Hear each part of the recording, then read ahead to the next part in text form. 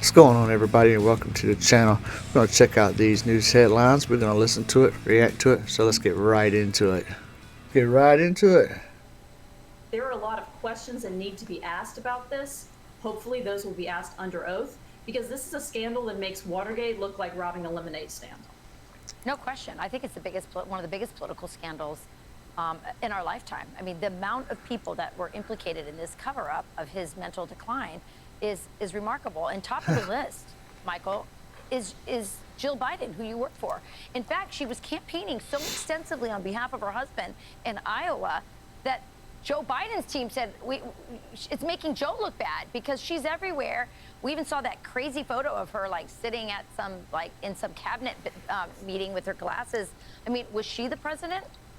No, of course not. Look, she did. She was his most effective surrogate, his best campaigner. She traveled a ton, and she did it while she was teaching full time. There was no question that. But she did it more than him.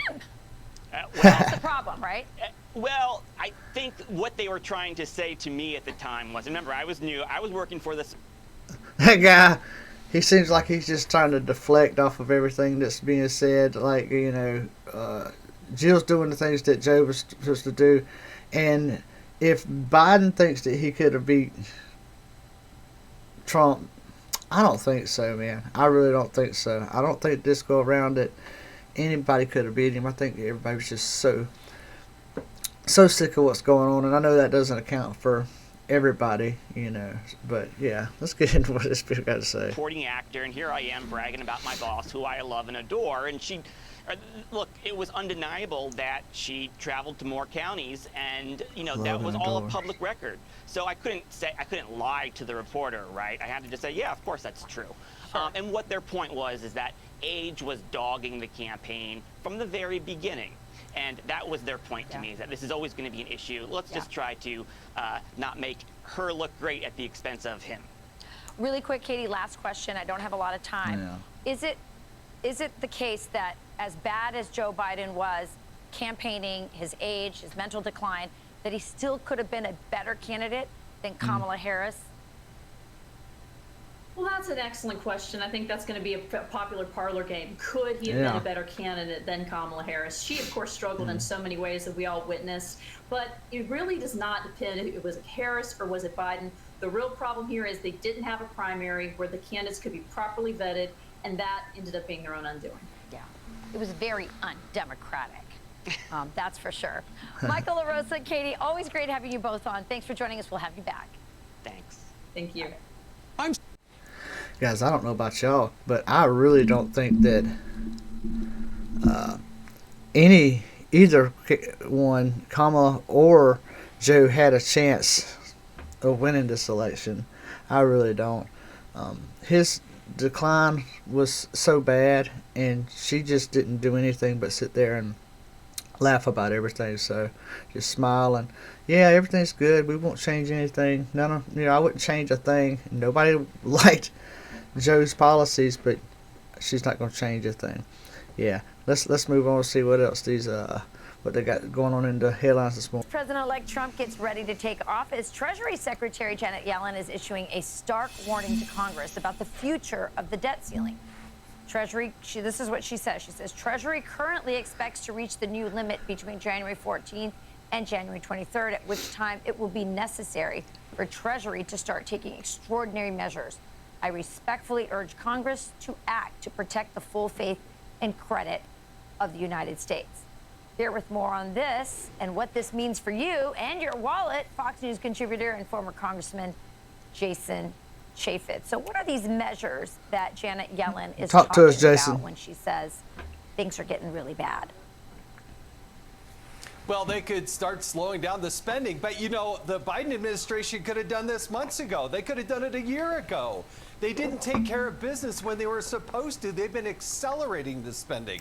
They haven't been slowing it down. That is absolutely ridiculous. They're trying to screw over Donald Trump as he comes in office. He's not even sworn in until January 20th, for goodness sake.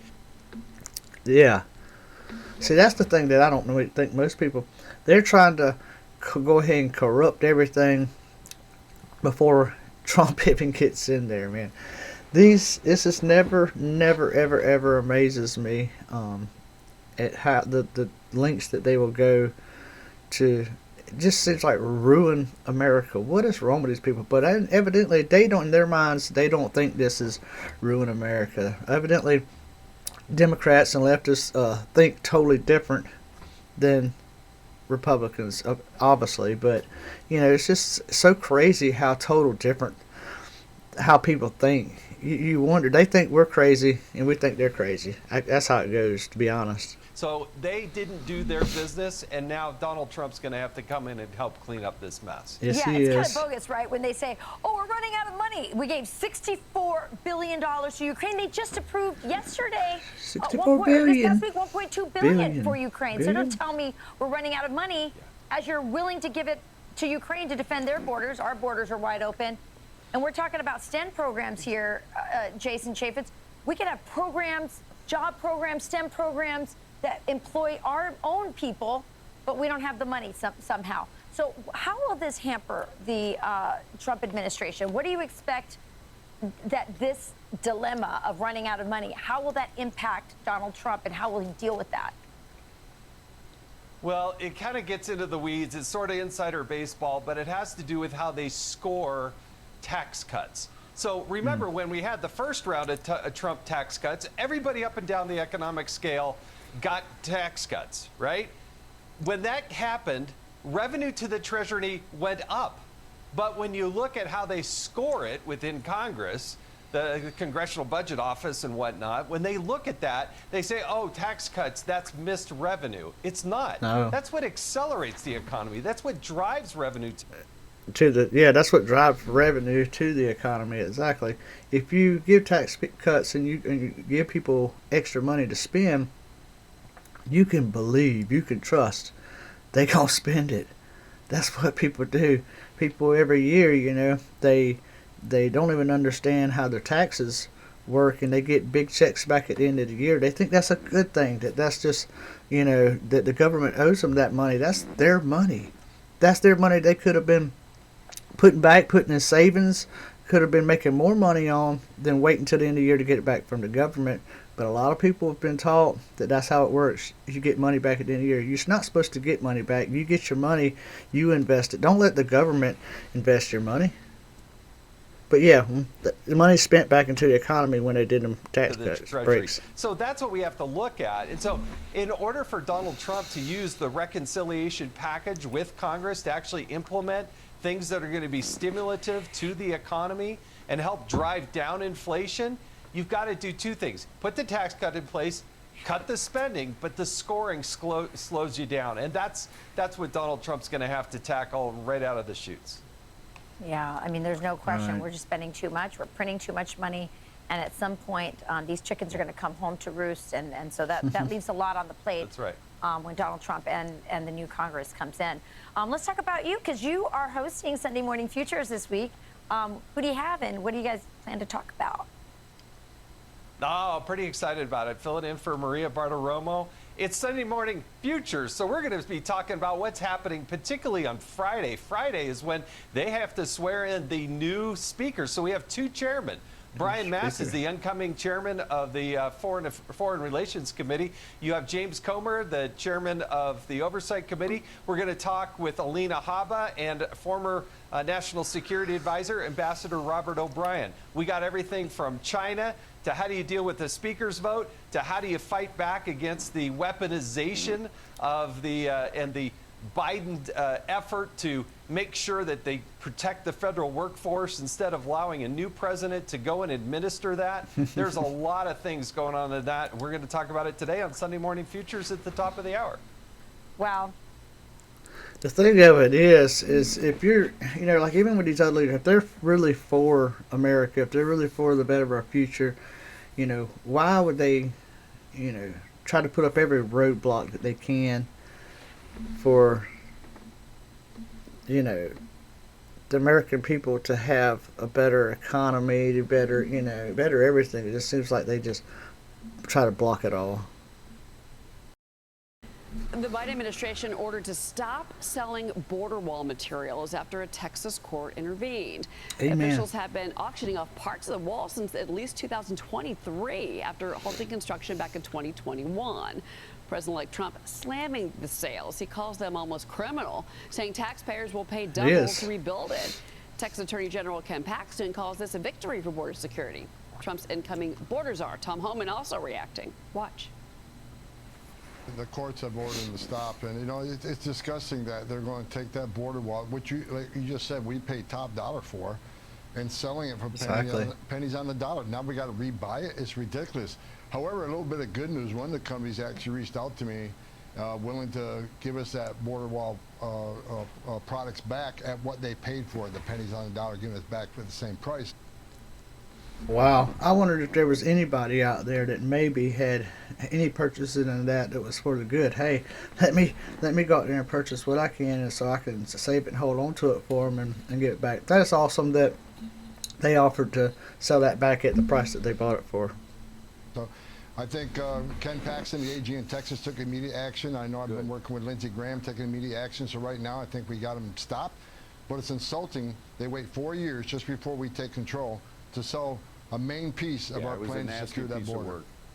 Well, let's bring in former acting ICE director and former U.S. Border Patrol Chief and Deputy Commissioner Ronald Vitiello. And Ronald, your thoughts on this? Because it's my understanding that many of these components are still usable and salvageable. And as we know, President Trump, and of course with the help of Texas in particular, wants to build the wall, finish the wall in many parts. Yeah, they do. Well, I think we're all grateful that Texas and the Trump transition team and folks like Tom Homan are working on this problem and got it to a place in court where a judge stopped this insanity. So it may or might not be criminal to sell government property for pennies on the dollar, but it is criminally insane.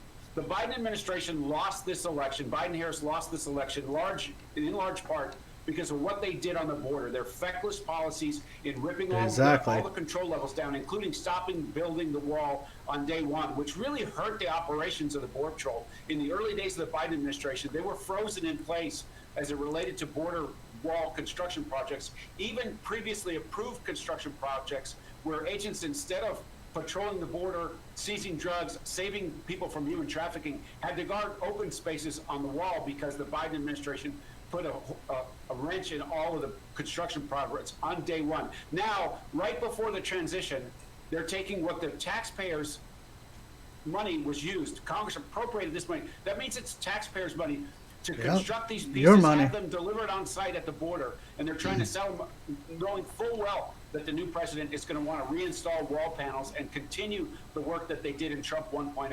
It is criminally insane. Yeah, well, and that is... Yeah, and guys, if they really cared anything about you and your money, your tax dollars, they would not be doing what they're doing. We would not even be having this conversation. We wouldn't be talking about it, guys. They knew this is, man, and we can say, oh, they should be locked up. This is, look, when it comes to the government, we can see right now, nobody is going to have anything done to them. Of course, if there's any hint of that, Joe will go ahead and start throwing some more pardons out. So exactly why this is all becoming a legal issue. Let's talk about Mexico, because what they're doing now is they're developing an app to help illegal migrants living in the United States. So it would alert families and American consulates if they are facing deportation. Oh. It's called Alert Button. They're expected to debut it next month. It allows any illegal migrant with questions to contact a call center set up by the Mexican government. Now, all of this is in response to President-elect Trump's promise of mass deportations on day one of his new administration. Texas Department of Public Safety Lieutenant Cristobal Olivares shared this disturbing story. 2 little girls, they were 5 and 9, they were found abandoned in Eagle Pass by a smuggler who fled back to Mexico. They were left with only a note and an address. They've since been put in Border Patrol custody. Ronald, give us your reaction to this, in particular, this move by Mexico in this app. Well, you're hurt. Well, first of all, my reaction is, look at that. That's what we worry about with the immigrants coming in. Look, they just left these children there because they probably didn't care anything about the children. The children were just being used in the situation to even get them across the border. That's the thing. Let's see what he's saying here. Goes out to these little kids, and it just gives you an example of how people are exploited and how ruthless smugglers can be to leave little children out in the brush like that. It's a terrible thing, and it's happened by the tens of thousands, hundreds of thousands under the Biden administration. With regard to Mexico and this app, you know, they need to do more domestically than to worry about the people that are in the United States that are also part of Mexico. We're about keeping them over there. You know, Mexico and our relationship with Mexico is complex. It's complementary at times, but this is an area in which, because of the leverage that they know is going to be applied to them, you know, our economies are inextricably linked, and so 4% of their economy depends on remittances from Mexico. That's $56 billion a year that's sent from the United States into Mexico by people who are here both legally and illegally. So having an understanding of that population and being able to do what they can do to facilitate people's repatriations is one thing, but encouraging it and giving people incentives that are here in the United States, that's where that line gets crossed. And so I look forward to a Trump administration where they're asking Mexico to do things. He got them to do, in Trump 1.0, he got them to do things I had never seen before. Yep.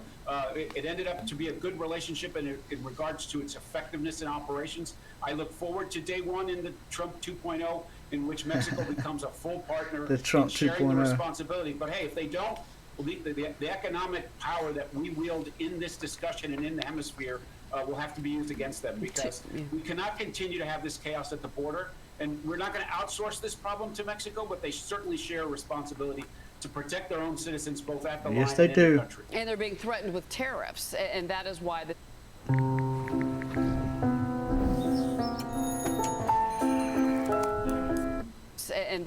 this app is an interesting move by the Mexican government, whether or not they're trying to help keep these migrants in the United States, I think is my question mark. We'll know when we get more details about what the app is actually offering to them. I want to ask you about this. Tesla chief Elon Musk is calling for reform to the H-1B visa program.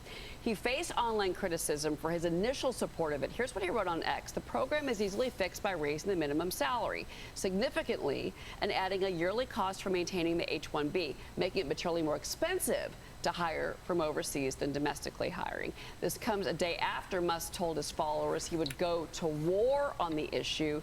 So some folks online are arguing that these visas take jobs from Americans. Others say they're essential to attract top talent and boost innovation. All right, you know, guys, anything with that, I do believe, and I've heard, this is going to be funny. I think it was Asmongold.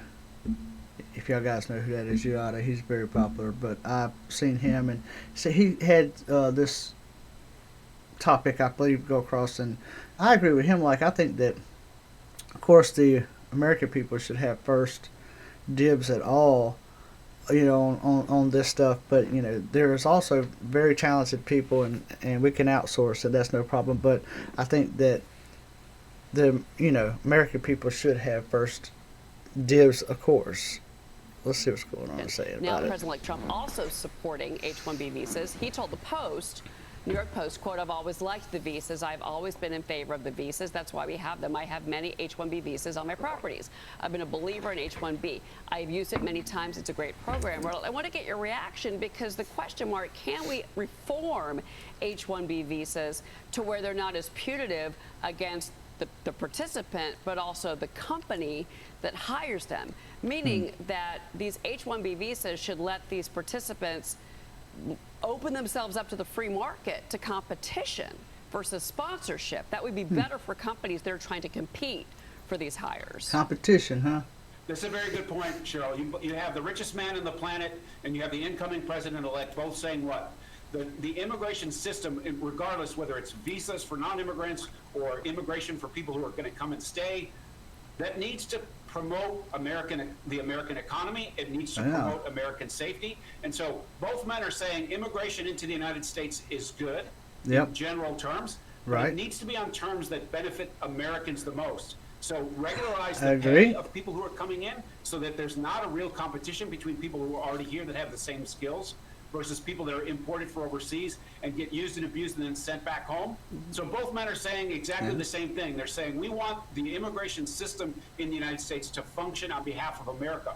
At the border, that means we want it safe and secure. We want travel and trade between our partners in the hemisphere, both Mexico and Canada. But as regards to the industries in the United States, if they're going to import workers for whatever reason, we want those workers to benefit the American economy, to benefit America writ large. And that's the richness, in my opinion, of this discussion. Both men are leaning in on saying, yes, immigration is the big part of our economy, but let's make sure that that economy works for every American, not just the people who are benefiting from these programs. Smart immigration, absolutely.